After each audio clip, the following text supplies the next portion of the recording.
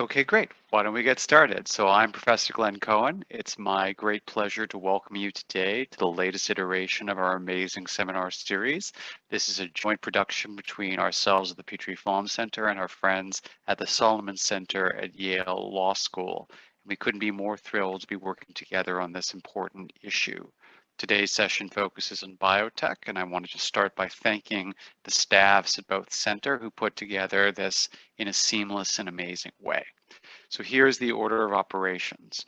We're going to start with a very, and I do mean very brief introduction of the people who are going to be speaking and the order in which they are going to be speaking.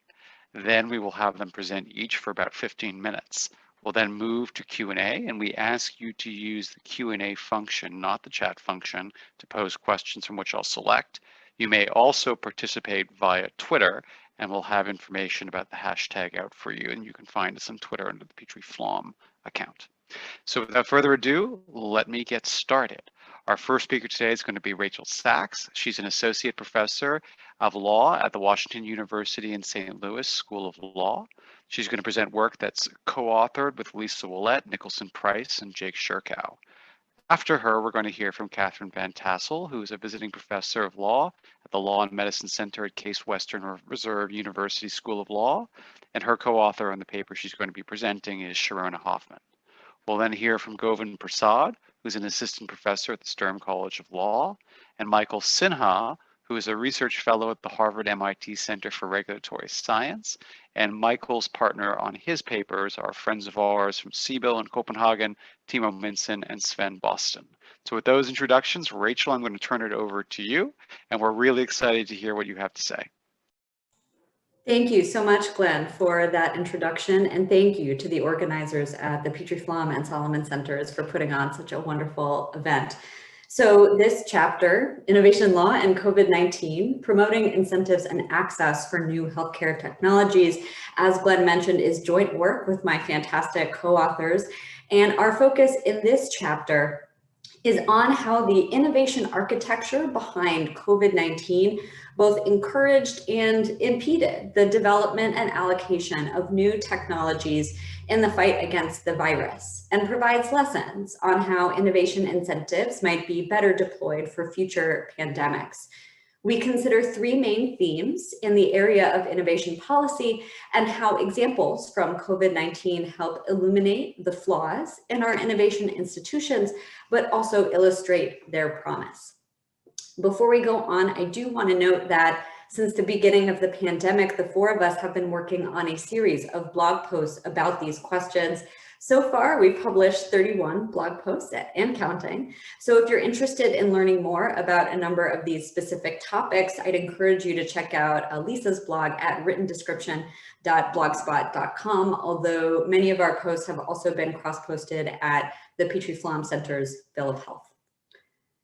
So the first theme our chapter considers is the role of interagency coordination in the innovation process. And as an example, we consider the development and rollout of diagnostic testing for COVID-19. A robust diagnostic testing system is essential to identify where the virus is spreading and to enable public health officials to implement appropriate mitigation efforts. But failures of interagency coordination, especially early on in the pandemic, led to delays in the development of testing capacity in the US. And in January 2020, as public health agencies began to learn more about the virus, the CDC developed its own diagnostic test and began to share test kits with state public health labs. But a problem with the kits was soon discovered, causing the CDC to tell states to stop using the kits.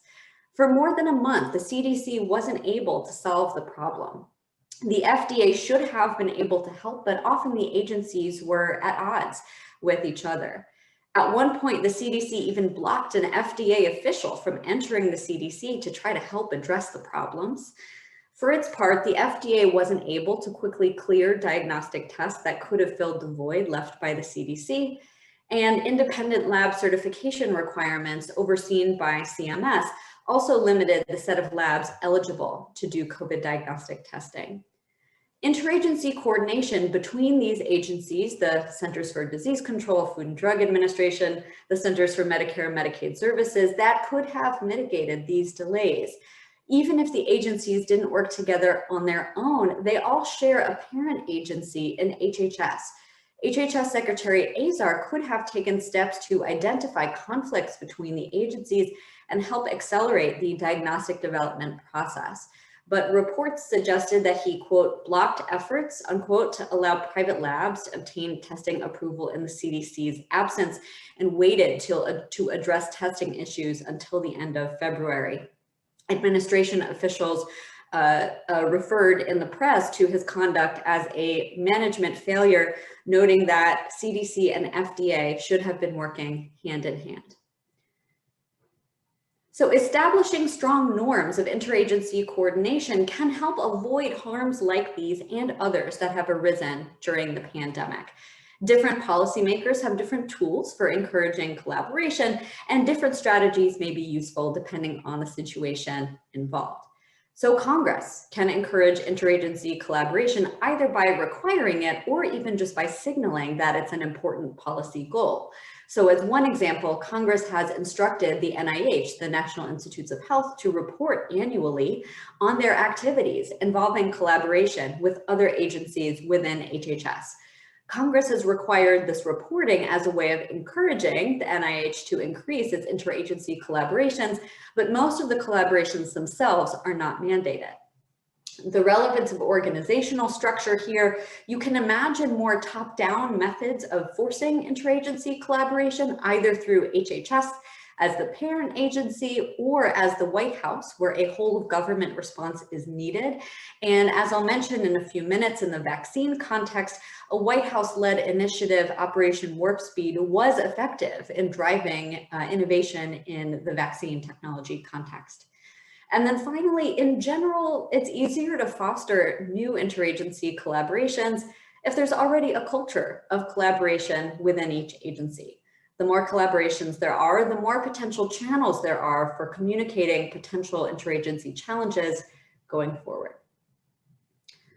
Our second theme is on the ways in which the FDA is typically called upon to strike a balance in terms of the speed with which the agency can approve a new product and the level of evidence before the agency about whether that product is safe and effective. And during the pandemic, the FDA has been called upon to make decisions on the basis of very little evidence, sometimes in ways that jeopardized the development of future evidence on a topic. So one of the many emergency declarations made by the administration enabled the FDA to use its emergency powers to grant emergency use authorizations for products for which it is, quote, reasonable to believe that they, quote, may be effective in treating COVID-19. And the agency's authority here is discretionary. The agency may grant such an authorization under the statute, but the agency did use these powers to authorize the use of many products for the treatment of COVID-19. And in the chapter, we present hydroxychloroquine and convalescent plasma as contrasting cases. They both involved quite a bit of apparent political pressure, but putting that aside, there are reasons to be encouraged about the way in which the hydroxychloroquine EUA was granted and to be concerned about the convalescent plasma EUA.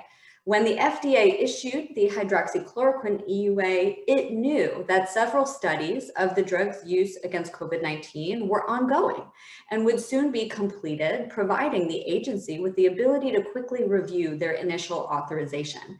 Those studies quickly showed that the drug was not effective against COVID-19, and the agency reevaluated its decision, revoking the EUA less than 3 months after it was granted. By contrast with convalescent plasma, there was an existing expanded access program for convalescent plasma, which may have made it more difficult for researchers to complete the required clinical trials. This is a brief excerpt from a New York Times article about convalescent plasma from early August, weeks before the FDA granted an EUA for the product. It was known that, quote, many patients and their doctors, knowing they could get the treatment under the expanded access program, have been unwilling to join clinical trials that might provide them with a placebo instead of the plasma. This was known, but the FDA nevertheless granted the EUA, and it does not appear that they had pre-committed plans to revisit the data at issue. Just 2 weeks ago, the FDA narrowed its existing EUA to limit the use of convalescent plasma after evidence came out suggesting that it may not be as effective as it was publicly claimed in August. So in our view, even when the agency is prioritizing speed under pandemic conditions, policymakers should ensure that the FDA is considering the impact of its access decisions on its ability to generate high-quality clinical trial data to confirm or reject preliminary evidence of safety and efficacy. This is important precisely because it's difficult and expensive to generate good information on the safety and efficacy of new products, especially once products are already on the market. So we propose 2 strategies for assisting the FDA in this process. So first, the agency should consider releasing clear statements about future triggers for EUA expansion, revocation, or modification. For instance, certain efficacy signals leading to expansion or safety signals leading to revocation, but also how much evidence must be generated. This is likely to be more effective, we acknowledge, with products whose sponsors stand to gain from the treatment remaining on the market and to lose from its removal. So this applies more clearly to the vaccine manufacturers, for instance, but for products made by many entities like hydroxychloroquine, which is generic, or convalescent plasma, which doesn't have a traditional manufacturer in the same way, the incentives are somewhat more diffuse. Second, though, government investment could make information generation less costly so that the incentives to generate it don't need to be as strong. Research grants can support the cost of clinical trials, and reducing the cost of generating higher quality observational data could also help. Our third theme is about properly rewarding and incentivizing vaccine developers. It's a common theme in the literature that we underinvest in vaccine development for various reasons, and that this undermines our pandemic preparedness efforts. But in the context of COVID-19, effective vaccines reach the public in record time. Both Pfizer, Biotech, and Moderna received EUAs from the FDA in December 2020, less than a year after those candidates entered the development process. There are a number of factors which contributed to this success, including getting lucky with the science and interagency collaboration, as I mentioned earlier. But the investment of very large amounts of money and other public resources is a critical part of the answer as well. So the Trump administration quickly established a whole of government initiative, Operation Warp Speed, with the goal of speeding these candidates to market. And the support provided by Warp Speed to Pfizer, Moderna, and many other manufacturers was both financial and logistical. So Warp Speed provided financial support to vaccine candidates in 2 ways. First, by encouraging at-risk manufacturing, and second, by securing advanced purchases of the resulting vaccines. Moderna, which had never brought a product to market before, they accepted up to $483 million in funding in April 2020 to support the scale up of their manufacturing efforts and the completion of their late-stage clinical trials. Pfizer, already one of the world's largest vaccine manufacturers, did not accept this funding.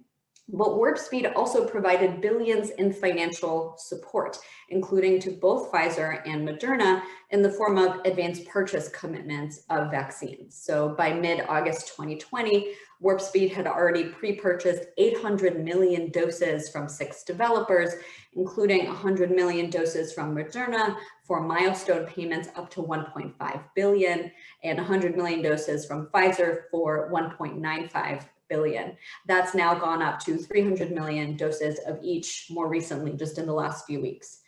This model isn't completely novel. So Gavi's $1.5 billion advanced market commitment for pneumococcal vaccine had been used to spur development and dissemination of that product, which has now resulted in the vaccination of over 150 million children in low-income countries.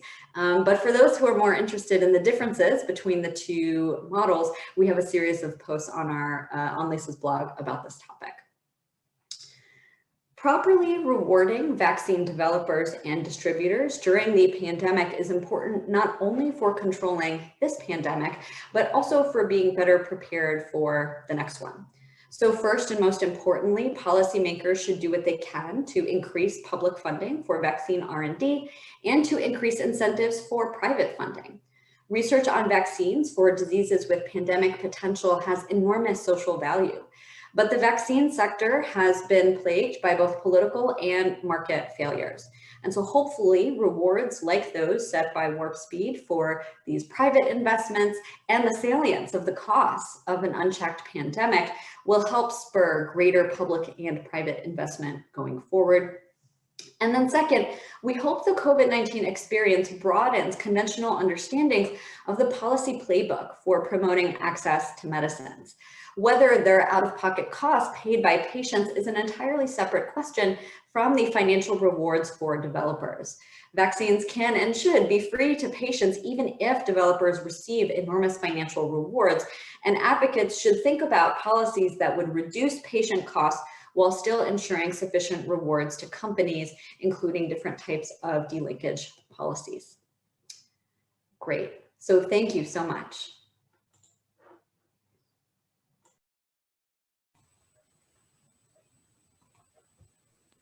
I think we're going to transition directly into our next speaker.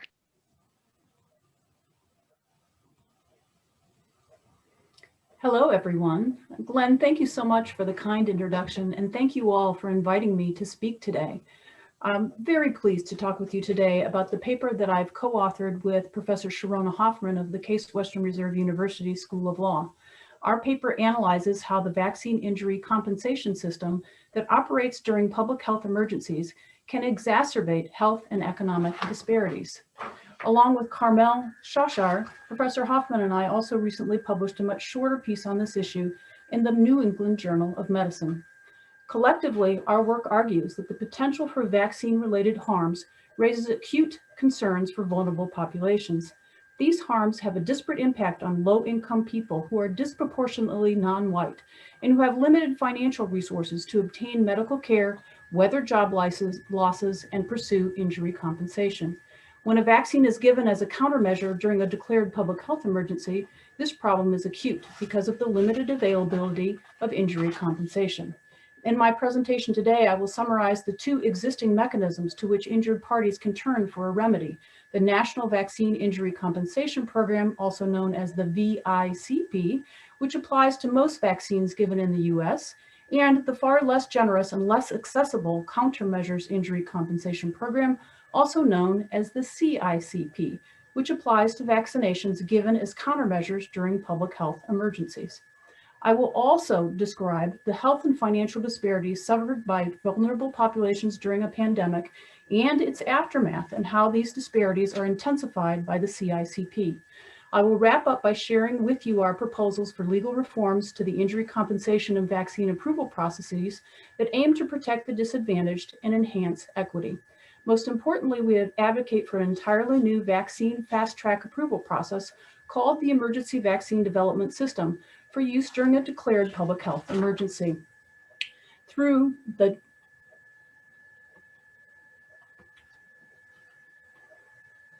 1918 flu, Hurricane Katrina, and the H1N1 pandemic, history teaches that the poor and communities of color shouldered the greatest burden of disease, death, and loss, both during and after public health disasters. Over the past year, it has quickly become clear that the COVID pandemic is no different. Racial and ethnic minorities are more than twice as likely to die from the virus as white people. And high poverty areas have strikingly increased COVID-19 mortality rates. Multiple factors generate these disparities. For example, disadvantaged populations suffer from higher rates of pre-existing conditions, such as asthma, heart disease, and diabetes. They are also adversely affected by what we are known as the social determinants of health, including low wage employment, reliance on public transportation, and food and housing insecurity. All of these contribute to a cascading effect that results in higher mortality and morbidity related to COVID-19. For low-income and minority communities, these same vulnerabilities mean that the long-term effects of a pandemic can be devastating and can delay their recovery from a pandemic's financial and health impacts until long after the public health crisis has passed for the rest of the country. The double jeopardy of health and financial risks that they face means that there is an acute need to vaccinate these populations rapidly. Yet those who most need vaccination are also just one serious vaccine injury away from financial injury and ruin. Which brings us to our current problem. As most of you listening today are likely to now know, ordinarily it takes 10 years to develop a vaccine. This slow pace of development is why vaccines have traditionally been very safe. The good news is that pharma worked to have emergency approval of several vaccines in only a matter of months pursuant to Operation Warp Speed. With 30,000 to 60,000 people enrolled in clinical trials, the majority of these vaccines' common side effects that occurred shortly after vaccination were identified. The bad news is that this short timeline provided no opportunity to identify potential adverse events that might occur in the longer term or that are rare enough that we are only just starting to discover them as the vaccine is being distributed to a substantial portion of the public. Thus, people in high-risk communities face a difficult dilemma: risk becoming infected or risk of vaccine injury.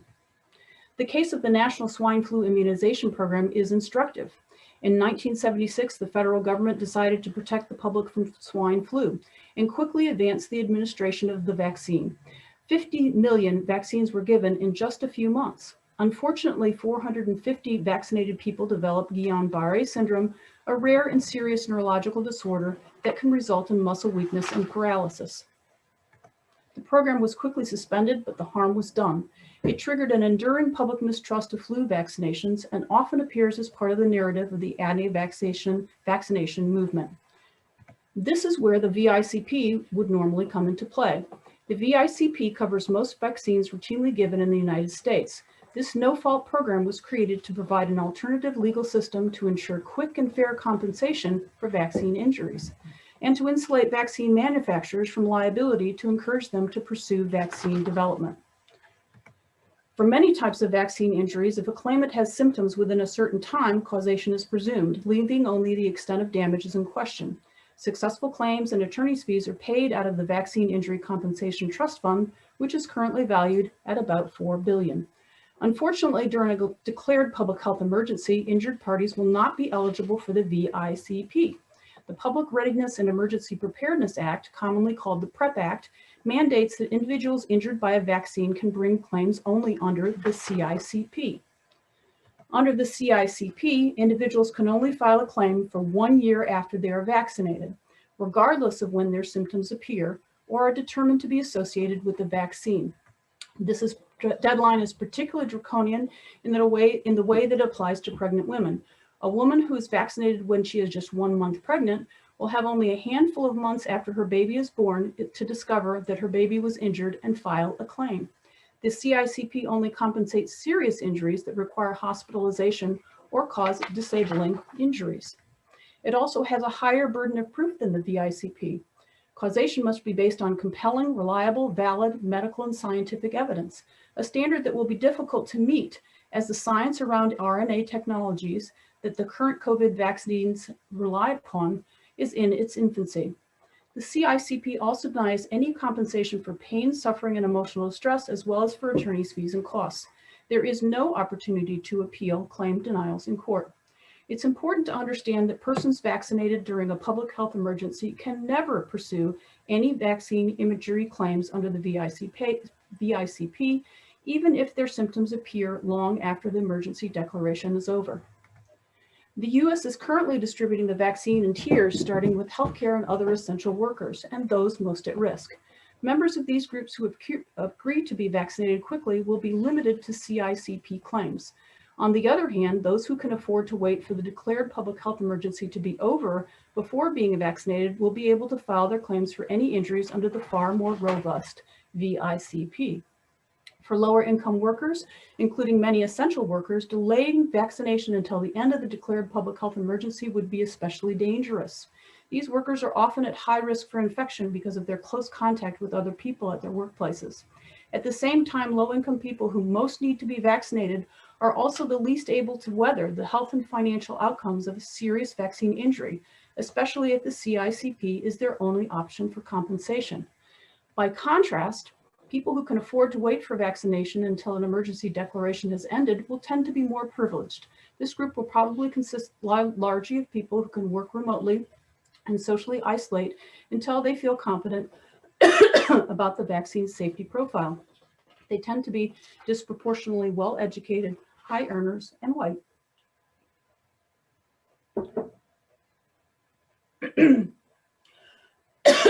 Excuse me. If those with socioeconomic advantages choose to wait for vaccines while their working class counterparts cannot, they may be compensated far more liberally for the same types of vaccine injuries. Differences between the VICP and the CICP could therefore reinforce long-established inequities rooted in income, race, and ethnic identity.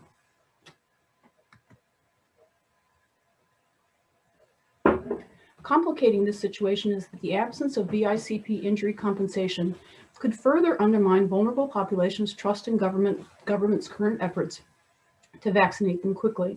People who are already the most leery of vaccination are some of those who are at most risk of serious harm from the virus. Black Americans account for almost 1/4 of all COVID-19 deaths, but almost half report they probably will not or definitely will not get vaccinated, compared to around 1/3 of white respondents.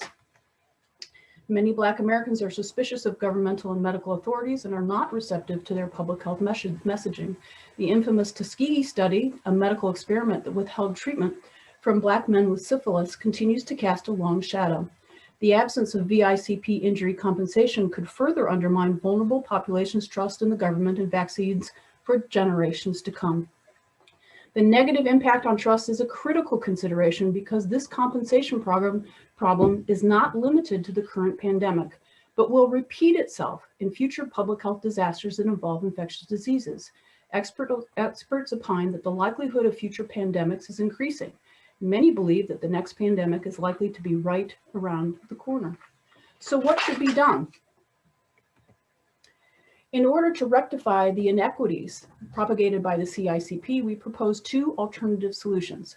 First and most simply, Congress could amend the PrEP Act to create a carve-out for all vaccines approved during a pandemic so that they can immediately be added to the VICP. This carve-out for vaccines approved during a public health emergency is justified, as vaccines are given to healthy people for the good of society to protect the collective, while drugs and devices approved under an emergency use approval are provided to unhealthy people to treat and cure their individual illnesses. This carve-out for vaccines would not impact any other countermeasures that have an EUA.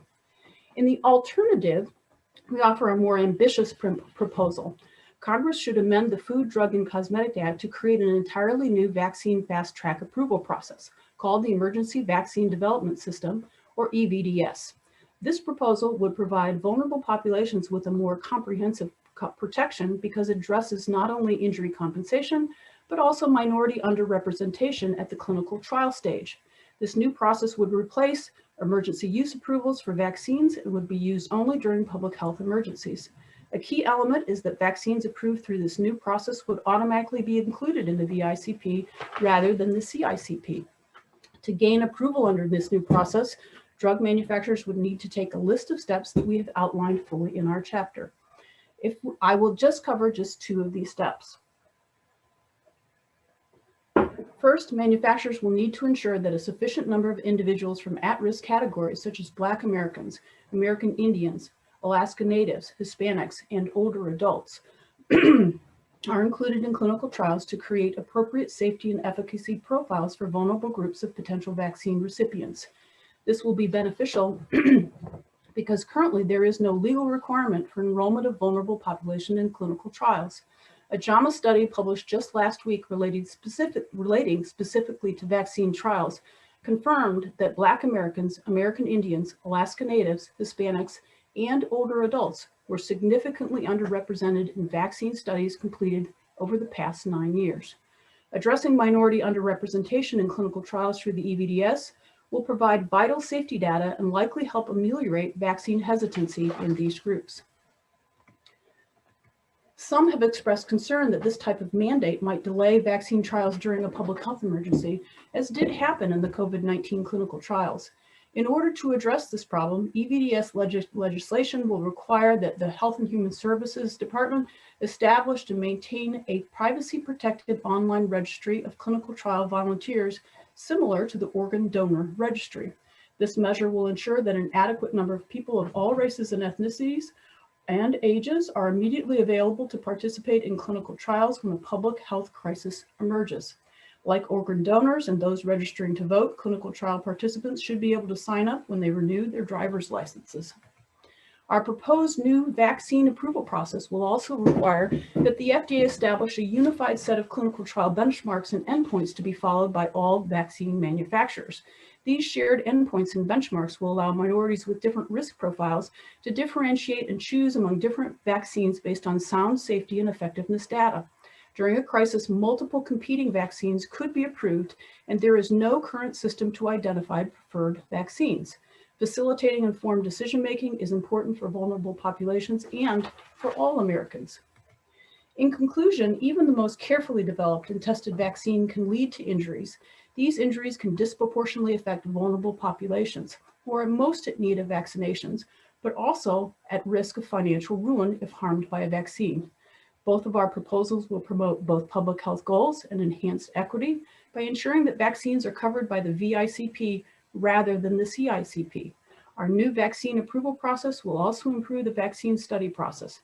It will ensure that sufficient data is generated from clinical trials to allow the vulnerable to make informed vaccination choices and mitigate their vaccine hesitancy. Thank you all very much for listening, and I look forward to your questions after the presentations. Thank you so much, Catherine. And we're going to move right on to our next speaker.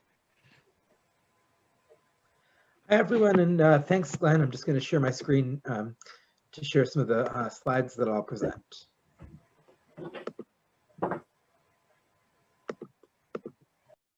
Yeah, so this project, unlike the others, is a little bit of an intermediate place. I was originally supposed to author something collaboratively with Professor Sam Bagenstos from Michigan, focusing on some of our work on disability and prioritization.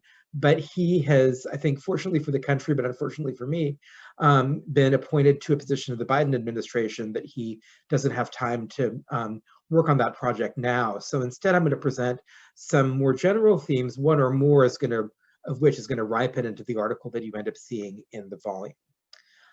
So let me start with the two questions I'm going to focus on today in the talk. The first is, what ethical values matter when allocating treatments for COVID-19? So critical care interventions that were prominent at the start of the pandemic, like ICU beds or ventilators, allocating therapeutics, for instance, the monoclonal antibody therapies, and allocating, most prominently right now, allocating vaccines. So the first question is about values, and then the second question is about realizing those values. So how should we implement policies that try to practically realize those ethical values? And my suggestion is that there are essentially two relevant ethical values here that sometimes align and sometimes conflict. And you see these values developed in different ways, for instance, in the Advisory Committee on Immunization Practices framework, the National Academy's framework for vaccines, other frameworks for things like critical care interventions. So the first value that often is discussed is the idea of maximizing benefits and minimizing harms. And you might ask two questions about this value. The first, which I'll talk about next, is which benefits and which harms count? And the second that we might think about is, are we thinking just about direct benefits of a given policy of allocation, or also about indirect benefits, the effects on others if one person receives, say, a vaccine or a therapy? The other value, sort of broadly, is a value of equity, of treating people fairly. The ACIP talks about justice in allocation as one of the values. I think there are two different ways this might be interpreted, and here I'll editorialize a bit more than with the prior one. I think some have argued that what equity should be about is about treating people in a way that's sort of facially identical or the same. I think this is not the best way of understanding equity as sameness. Instead, it's better to understand equity in the form of some kind of priority to people who are worse off in the pandemic. And the question is what it means to be worse off in what dimension. So the first value I'll talk about first, different types of harms we might prevent. So one that I think has been most prominently talked about is the idea of various pandemic interventions serving to prevent deaths or to save lives. So people sometimes argue that the only objective of COVID-19 allocation policies should be saving the most lives. I think that's too simple, but I think there's a lot of agreement that that's clearly an important objective. Another objective that is often talked about that I think is more controversial, but in some ways is also entailed by the idea of preventing deaths. Everybody's going to die at some point. The question is, when we prevent a death, we're really moving that death further into the future. So we're preventing the loss of future years of life. And one question is, should we take that into consideration when developing these policies? A third thing we might think about, especially given unknowns about long-term effects of COVID-19 beyond just death, is preventing long-term illness. And we might think about hospitalizations prevented maybe as a proxy both for that and for preventing other kinds of strain on the health system. The last factor we might think about is something that I think ACIP called preservation of societal functioning. I think in some ways that undersells that objective. If you preserve societal functioning, say by ensuring that important social services are able to keep working, indirectly you see lives saved. That's most prominent in some developing countries, for instance, where because the pandemic slowed down childhood immunization or malaria response measures, you actually got a lot of indirect harm from the pandemic that at sometimes almost seemed to outstrip the direct harm. But it's important to think about that not just as something that kind of inherently matters, but indirectly is going to lead to, if you preserve societal functioning, preventing death, saving lives in other ways. So turning now to implementation of this idea of benefit maximization, if you're focusing on direct benefits, you might look at people who are likely to gain the most in terms of benefit. People sometimes have said, you know, if you just want to maximize benefits, that means you should give ventilators to people who are the most healthy. That's not correct, I think, because if you're just looking, even if you're just looking to maximize benefits, even if you're not even thinking yet about equity, you want to look at people who would be likely to have bad outcomes if they didn't get a ventilator, but good outcomes if they do. So if you get people who are too sick, they won't have good outcomes if they get it. If you get people who are too healthy, they'll have good outcomes whether or not you give them this intervention. So for both critical care and therapies, you need to figure out that sort of sweet spot in terms of benefit maximization, where there's substantial risk, but also a substantial prospective benefit. For vaccines, it's a little bit different because for vaccines, you want to look at both, is somebody likely to be infected? And also at, are they likely to get very sick if they are infected? So you look both at exposure and at risk conditional on exposure. And then increasingly, there's evidence that vaccines are preventing transmission to some extent. And so you'd also want to consider, is somebody likely to get others sick if they do get infected? Then you also want to think about indirect benefits. So at times when hospitals have been overwhelmed, there's been shortages of groups like ICU nurses. That's going to be something that's relevant as well to benefit maximization. Similarly, if you have people who are caregivers for others who don't have other sources of care, very young kids, people who rely on caregivers for assistance with essential activities of daily life, people in nursing homes, the indirect effects of vaccinating or otherwise protecting those caregivers is also going to be relevant, again, even just to maximizing benefits before we think about equity issues. There are different ways you might interpret this idea of equity. So one is that people prominently advocated sort of early on in the pandemic, as people said, well, because of concerns about fairness with other approaches, let's just use a random lottery. Others said, let's use first come, first served approaches. I think, and I'll talk about this later, there are reasons to be worried about the justice of both of these approaches, which I describe as sort of equity through sameness of treatment. Instead, I think it makes more sense to think about equity in terms of giving a priority to people who are less advantaged. And then the question is what it means to give priority to people who are less advantaged or to those who are worse off. So there are different interpretations of this idea of being worse off or less advantaged. One is that you might prioritize people who are the least healthy right now. Another is you might prioritize people, and we'll come back to this when we talk about age and vaccine allocation, people who are at risk of dying early in life if they're not assisted. Yet another group, which I think sort of overlaps with some of these that I've talked about before are people who are subject to oppression and discrimination. We also know, of course, that these factors tend to lead to you being less healthy, being at more risk of dying early. So there's an overlap between addressing these and addressing reducing disparities and giving priority to people who are subject to oppression or discrimination. So here is my, this is a little bit polemical, but the sort of contrast between this sort of these superficial sameness and the priority to the worst off approaches. On the left side, you see people, you know, in lawn chairs, you might think, oh, fun, they're at a concert. They're not. They're older people, I believe in Florida, this is from the Tampa Bay Times, camping out overnight in a first come, first served line for COVID-19 vaccines. So, one reason to be concerned about these sorts of sameness approaches is that, especially for first come, first served, they turn out, A, to not affirmatively address disparities, but also not even really to be the same. If you have the health status and the time to be able to camp out overnight, you're more likely to be advantaged. You don't have a grandkid at home you have to take care of. You're not somebody who is going to get really sick if you are just out all night overnight. On the right side, we have South Carolina map looking at counties by the social vulnerability index and trying to prioritize vaccines to counties that are more vulnerable.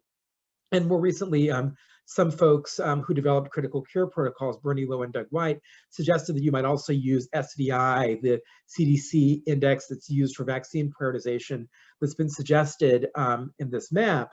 You might also use that for prioritizing other things like critical care treatments. Some states have used this as one factor in prioritizing access for therapeutics like monoclonal antibodies. So these sorts of more intentional efforts at prioritizing the worst off, I think, are preferable to the sameness of treatment approach. So let's turn to a few different practical challenges in implementation here. One is the sort of proper role of age in allocation.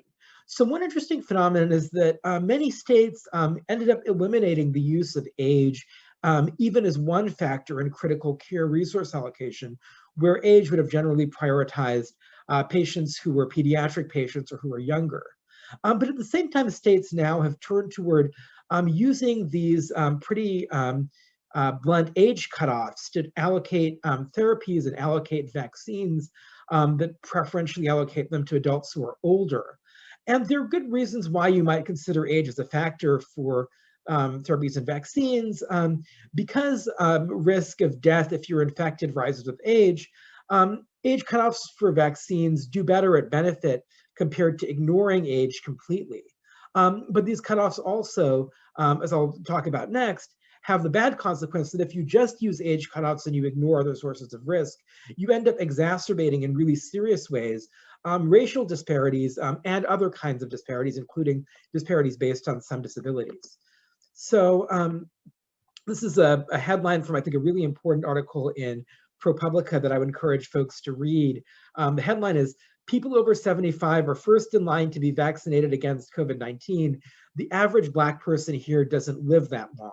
So if you set this blunt age cutoff, you end up disproportionately excluding people from certain groups that, as the prior speaker talked about, have been disproportionately harmed by the pandemic. And that age-based exclusion doesn't just hit Black populations, also Native Americans, Latino Americans. The CDC study suggests that the average age of death in minority patients has been about a decade earlier. And so if you use these age cutoffs, you end up having these disparate effects. Another category that ends up getting excluded if you use age only, has been debated a lot in California, is you end up excluding people with life-shortening conditions like Down syndrome as well, if you just rely on age. So one alternative suggestion that I've thought about is it might actually make sense if you're going to use age as one factor to allocate vaccines or therapies, which is going to tend to widen disparities. This actually strengthens the case for using age as a factor in allocating critical care resources. If people are getting disproportionately excluded from vaccines and therapies because they're high risk, but they're under a given age cutoff, then maybe they should have preferential access to critical care resources. So for instance, 78% of the very youngest COVID-19 deaths have been patients from minority groups, even though it's the reverse. You have more like the 22% who are minorities in the US, but 78% of those earlier deaths have been in minority groups. Another practical challenge has to do with individualized judgment. So many critical care allocation protocols got rid of what were called categorical exclusions of people for various disabilities. But these individualized scores might not be very predictive of actual outcomes. For vaccines, people have suggested the reverse. They've said, include everybody who, say, has a BMI over a certain level, whereas developmental disabilities. These have been proposed, but again, as I mentioned with California, not always adopted. Interestingly, in a recent piece in, I think, JAMA, a lot of states have used what's called the SOFA score for critical care allocation. One article, others have suggested different things. This more recent article suggests that actually the SOFA score doesn't predict mortality that well for COVID-19 pneumonia. Actually just using age, excluding people who are older categorically maybe, or using it as a factor would be better than using SOFA. So that's an interesting finding from the JAMA study. But the more general practical challenge is, we might wonder, should everybody with a given risk factor be prioritized for vaccines, or should we try to make judgments that are more detailed or individualized? What evidence about a risk factor is needed in order to make a prioritization decision? And should different norms apply to vaccine than to critical care prioritization? So I think a lot of people would regard it as inappropriate, for instance, to deprioritize people with a BMI over a certain level for critical care. Is it different ethically to say everybody over a certain BMI is automatically prioritized without an individualized judgment for vaccine prioritization? So I'll go ahead and stop here, and I'll look forward to your questions in the discussion. Excellent. We're going to roll right into our last speaker. Go ahead, Michael. Great, thank you. I'd like to start out with a big thank you to my co-panelists for their excellent presentations, to my co-authors for their contributions, and to the Solomon Center and the Petrie-Flom Center for co-sponsoring this important event series. Now, before I begin, I really have to acknowledge the 500,000 people in the United States and the nearly 2.5 million people worldwide who have died as a result of COVID-19.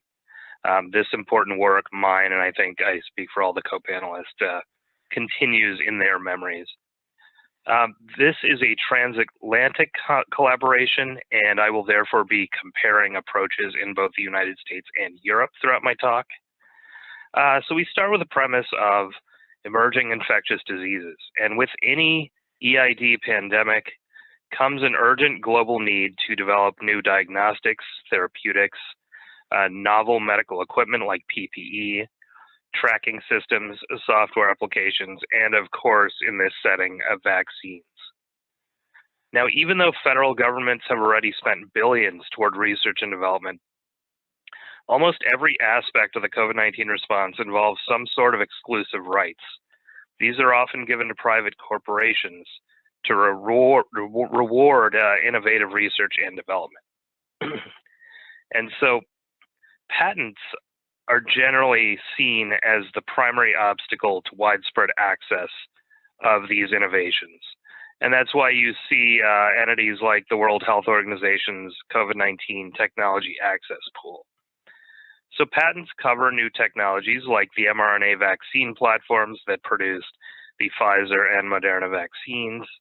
Moderna in particular reports having over 100 patents in various jurisdictions covering their technology. And this is similar for other mRNA vaccines and candidates.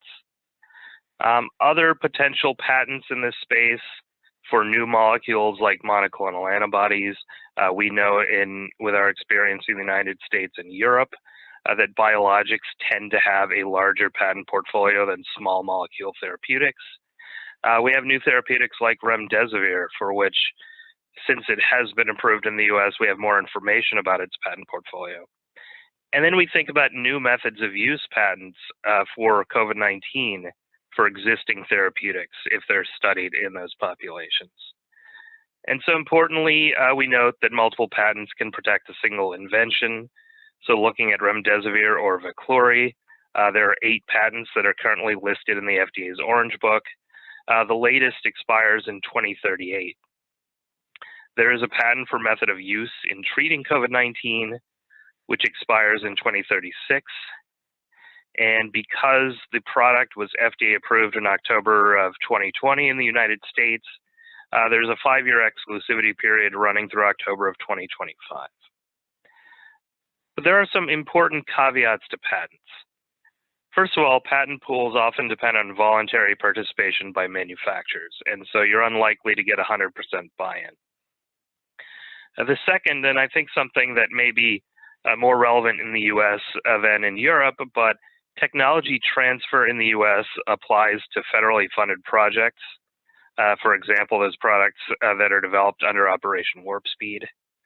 And historically, the NIH and other federal agencies have been reluctant to pursue fair pricing clauses as a condition of licensing agreements. And so what you've seen are the manufacturers setting prices for their products, in some cases quite high. Technology transfer also does not condition licensing on participation in patent pools. And so there's no requirement that once a manufacturer takes federally developed technology or information and produces it and disseminates those products, there's no requirement that they have to participate in any sort of patent pool or other sharing agreements with other nations or other entities. Importantly, patents are exclusionary rights, and so they're not truly exclusive rights. And I'll go into the difference between that shortly. Patent protection also often varies by jurisdiction. And so that means that based on allowed claims and allowed patents, the portfolio for a given drug or therapeutic or vaccine in the United States is going to look very different than that same portfolio of patents in Europe. Patents are subject to agency review and invalidation, either by the issuing agency themselves or by the courts. The other thing to note is that the patent clock begins running as soon as the patent is issued. And so that does give us a window of time for exclusionary rights. But it's also important to note that many filed patents remain pending and have not been issued. And so transparency as to full patent portfolios is likely lacking. On the contrast, we started writing about regulatory exclusivity. Why is this? So regulatory exclusivity focuses on guaranteed periods of market exclusivity that are awarded by both the Food and Drug Administration and the European Medicines Agency. So these regulatory exclusivities cannot be invalidated like patents can. And perhaps more importantly, they also provide a guaranteed period of data exclusivity. And so my chapter with Timo Minson and Sven Boston of the Center for Advanced Studies in Biomedical Innovation Law, or CBIL, at the University of Copenhagen, focuses on the role of regulatory exclusivities on cost and access to COVID-19 related innovation. So really quickly, a bit of background on the differences between the two systems. In Europe, they have what is known as an 8+2+1 regulatory system for all approved products. So this means 8 years of data exclusivity, 10 years of market exclusivity, or 8+2, and then 1 additional year of additional market exclusivity for exceptional therapies. And this term is very carefully defined in the statutes. So this 10-year period is awarded irrespective of product type. And generally speaking, new formulations of existing drugs are not eligible for additional periods of exclusivity. Now in the US, by contrast, market exclusivity periods vary depending on product type. And so small molecules generally get 5 years under the Hatch-Waxman Act. Biologics get 12 years under the BPCIA. And there are also periods that vary based on indication. So for example, under the GAIN Act, certain antibiotics receive 10 years. New formulations of existing drugs are eligible for new periods of market exclusivity so long as they apply for new authorization from the Food and Drug Administration. Data protection tends to be shorter in the US, so generics and biosimilars can start applications after 4 years. When we do these comparisons, we acknowledge but generally exclude the discussion of orphan drugs, over-the-counter switches, patent term restoration, and pediatric exclusivity periods, which exist in both the United States and the EU, but aren't as directly relevant to COVID-19. So these latter two are considered supplementary protection certificates in Europe. But it is important to note that some of these products may be eligible for pediatric market extensions, and remdesivir, in fact, obtained an orphan drug designation in the US before it returned it after considerable public pressure. Now, market exclusivity runs continuous with patent exclusivity, and generally speaking, patent exclusivity often outlasts market exclusivity, both in the United States and the EU. So what does this all mean for COVID-19 vaccines? Now, we know that there are several extremely promising COVID-19 vaccines that have been or are soon to be authorized for emergency use, but have not obtained regulatory approval. So this means that millions of doses have been administered in the US and the EU, with billions of dollars in profits to manufacturers due to advanced market commitments at fixed and perhaps in some cases lightly negotiated prices.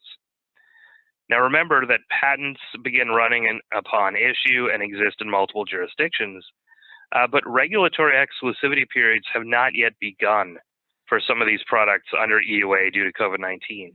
And that's simply because they have not applied for or received regulatory approval. So it's important to keep in mind that emergency use authorizations, or EUAs, last until the public health emergency ends. And so that's an endpoint that is defined by health authorities, including the Secretary of Health and Human Services in the United States.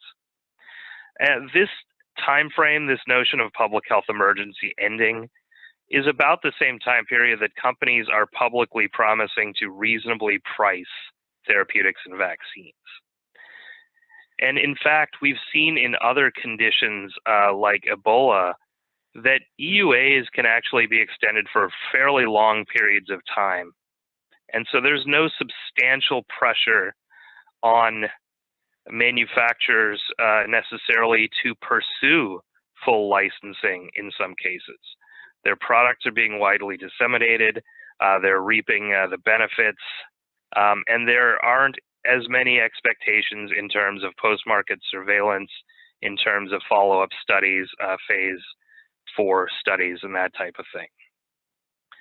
So again, these are billions of dollars of revenues before the regulatory exclusivity periods even take effect. We're noting that federal governments are often paying twice in many cases because they've substantially funded early research and development into these products. In the case of Operation Warp Speed, poured billions of dollars into the development, for instance, of the Moderna vaccine. And then they're paying, so paying twice is essentially once for that research and development, and again for the sticker price on the final product. And it's important to think that, realize that unpatentable products, or products that are already on the market, can also obtain regulatory exclusivities in certain situations. And so these are products that we would deem really not to be worthy of exclusivities because they've been around so long, but regulatory exclusivities can be applied, especially in the United States. So what does this mean for global access? So we know, we've seen from experience, the US and the EU have substantially greater purchasing power and the ability to pay full price. Other countries are going to be unable to acquire these products, these vaccines, at an affordable price, I'm afraid.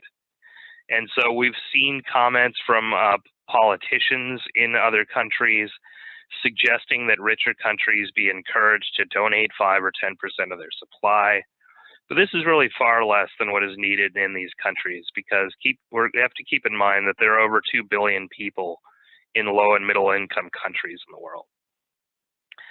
Compulsory licenses can occur via government patent use in the US, Section 1498, and via the TRIPS agreement. But these tend to be deeply unpopular and would require either a waiver or deferral of the regulatory exclusivities that I've described. Deferring these regulatory and data exclusivities would require statutory change. And then upon eventual regulatory approval, data and market exclusivity protection may decrease incentive to lower prices in the long run. And so we really think that what is missing from the big argument about patent pools and expanding access to technology and innovation is this fixed system of regulatory exclusivities that will serve to prevent access in particular to data from some of these innovations moving forward. Thank you. Thank you so much, Michael. And we're going to go right into Q&A. So, wow, do we have excellent questions already lined up? I'm going to invite the other speakers to turn their videos on as we go right into it.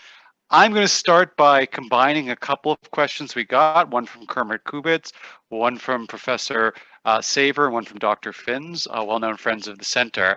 And it's for Govind. And Govind, let me put the questions together this way, is to say there's a real trade-off between doing it perfectly and actually doing it in terms of pragmatics. And so you're getting a bunch of questions about the relationship of the perfect and the good, whether it's the use of the SOFA scale versus other kinds of scales, whether it's the idea of changing things midway through, whether it's the need to kind of be nimble.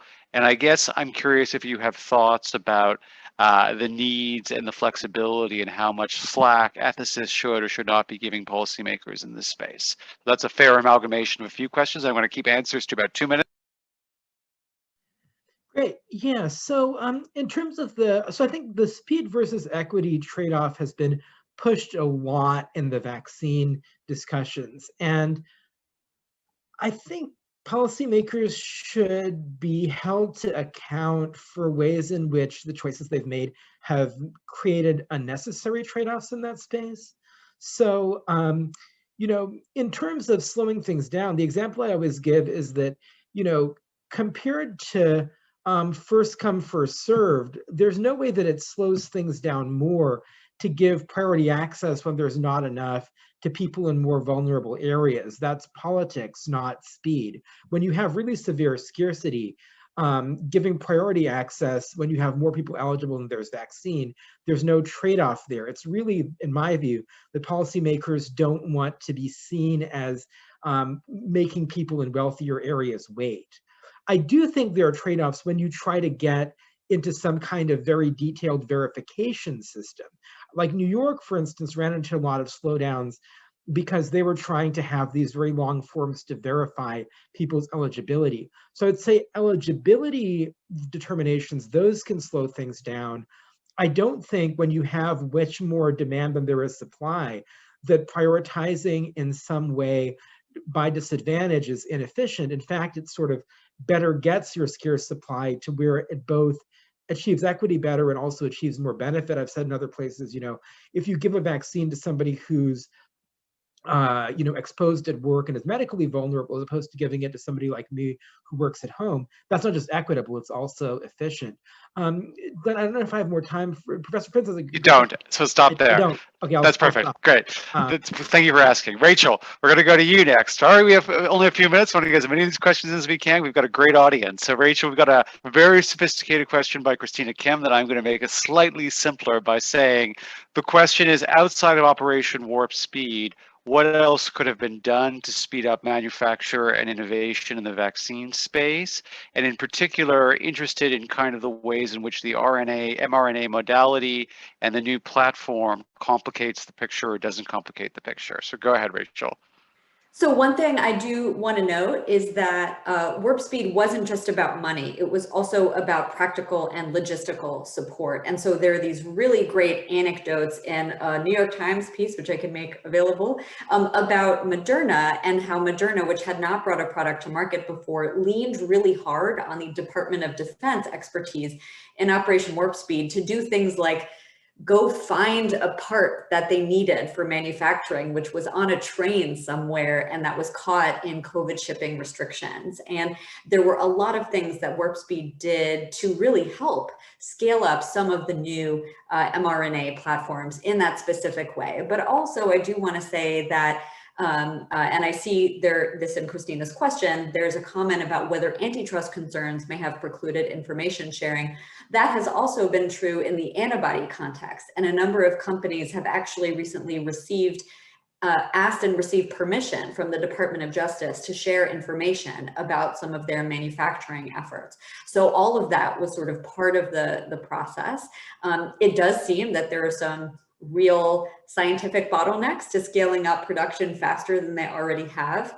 But I'm not, I think, enough of an expert to say myself whether those are real or how much they could have been overcome given the right incentives. Great. So now we've got a question for Catherine. And Catherine, this is a question regarding the inclusion and exclusion criteria for the vaccine trials and how that should factor into our conception of what, first of all, I guess there's an interesting question about were those exclusion or inclusion criteria good in terms of generating real usable evidence, but also the interrelationship between these exclusion and inclusion criteria and the various compensation schemes that we have. So thoughts you might have on that one. Yeah, I guess, you know, as I'm thinking about the inclusion and exclusion for the trials, I think, once again, one of the things that we need to be thinking about is we need to be very proactive.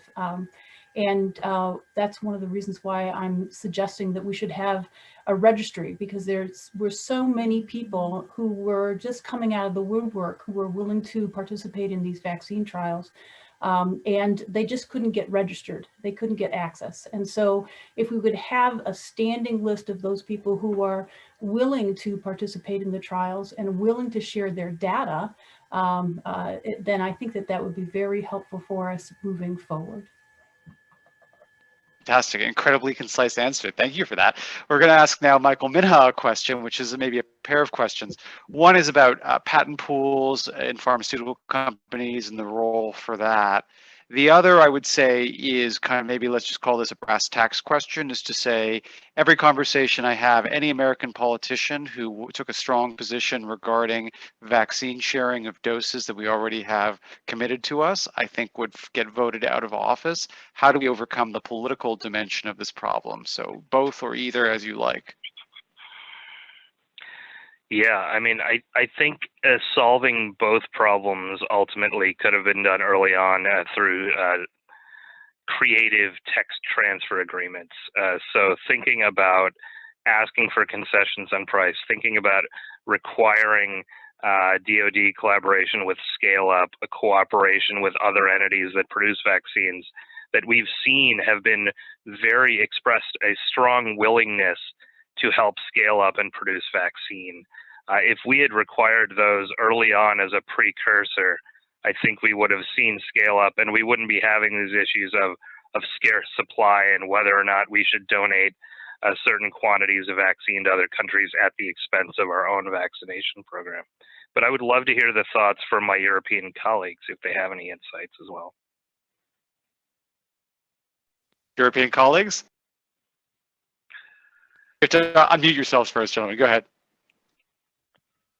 Sven wanted to say yes. something. Yes, I mean, actually in Europe, we have a bit of a, as you probably have heard also in the US, a bit of an embarrassment has been going on with regard to the production and the distribution of vaccines, particularly the AstraZeneca debacle.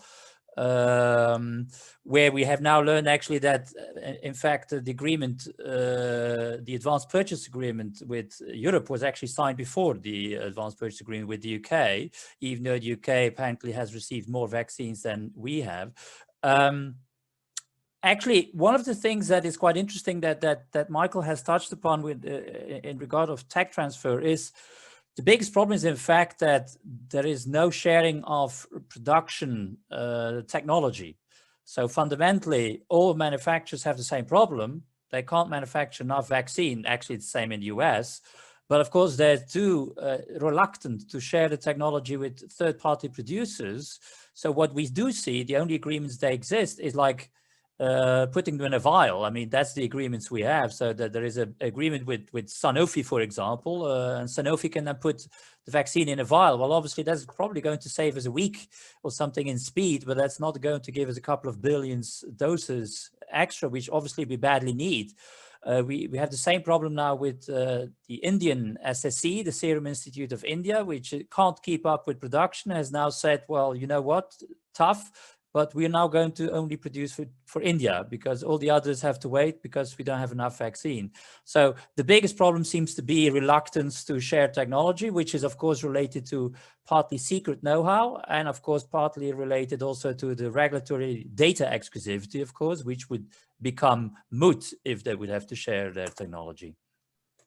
May I just very quickly add Please. in also, I think we also need to differentiate between different types of vaccine, and of course the more complex messenger RNA vaccines, for example, there we have the issue that Sven already pointed towards, is that for example, compulsory licensing wouldn't always help because you need the infrastructure, you need the know-how, you need the skills to produce these vaccines, and a lot of these capabilities of producing these scale of production have been outsourced. For example, the Danish Serum Institute, for example, and that also shows that compulsory licensing is not always the answer. It depends on the situation. I mean, and the situation differs, of course, between what we have in Europe and countries in poorer parts of the world where compulsory licensing might be the only option. Thank you, gentlemen. Govind, another question for you, and this is a normative theory, political theory question relating to what Norm Daniels, our old friend, might call an unsolved rationing problem. So I guess the question is, do you seem to take the position that there are clear right answers here, or maybe not, whereas I think someone more inspired by Norman might say this is a great opportunity for accountability, for reasonableness, and a little bit more of a deliberative democracy method. Do you have views on this question? Yeah, so my view, I think, is the same view as Professor Cohen's late, much missed colleague Dan Brock about this, which is that I think accountability it's important to have deliberation, but you have to have sort of ethical values that organize and structure that deliberation. So I'm not saying, you know, people all have to adopt, you know, Professor Prasad's answers from on high, but I think when you're having these deliberations, I had an interesting discussion about this in a different panel, you also have to, when you've seen some of the public deliberations about vaccine prioritization, people may introduce reasons that seem unacceptable. And to determine what kinds of reasons are, say, unacceptably discriminatory or ableist or what have you, you have to, in the end, sort of resort to some values that might be outside that deliberation. So I'm all for deliberation, but I don't see it as an either or. Fantastic. Okay, now everybody gets to give me one tweet you want people to remember or to tweet out about your presentation. And we'll go in the order of production, if I can remember it correctly, which is Rachel, you go first. What would you like people to tweet out or to remember? Tweet length response. The pandemic really demonstrated both the promises and the perils of our innovation policy ecosystem, and we can and should learn from them in the future. Terrific. Catherine, you're next. And we won't count the characters, but just tweetish length. Mine relates to policy, public policy. If you vaccinate to protect the community should have your back if you're injured as a result of that vaccination. Fantastic. Govind? Recognize that preventing the harms of the pandemic and treating people fairly might be more nuanced than they seem. Always great to get the word nuance in a tweet. Perhaps a little bit of medium is the message. Michael, go ahead.